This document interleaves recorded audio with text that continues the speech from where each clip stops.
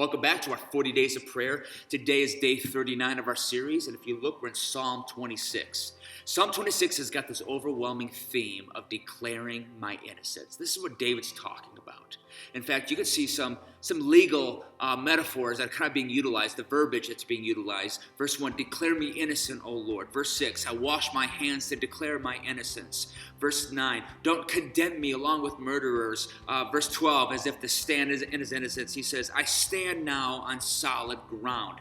We've got this legal thing that's going on here, but the legal verbiage that really catches my eye is verse 2, where he says, put me on trial, Lord, cross-examine me, test my motives and my heart. This is where the psalmist starts. Most of us would start with the outward things, and David gets to those things. He looks around and says, I'm not doing anything wrong, but that's where most of us go to. We look on the outward, and we declare ourselves innocent because we don't do many bad things.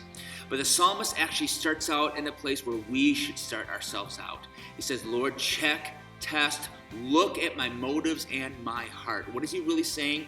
Look at my motives, my emotions, what's driving me, and look at my heart. And as we've said so many times, in the Hebrew sense, the heart was really the issue of the mind and the will, and not necessarily emotions. So my motives, my emotions, my heart, my mind, check them all. And the reason why most of us don't want to start there, because really that's the place that's off.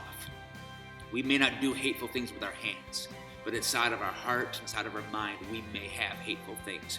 We may not act in wrong ways, but we're meditating, and our emotions are driving us on the interior to think and to meditate on horrible things. Would you today, in your response to God, say, God, we've checked on the outward, but Lord, before we get on the outward, would you start here today? That you would take my ugliness, my brokenness, my fracture, the darkness in my life, would you take that and exchange it and make me brand new? And that's the beauty of what we have in Jesus Christ.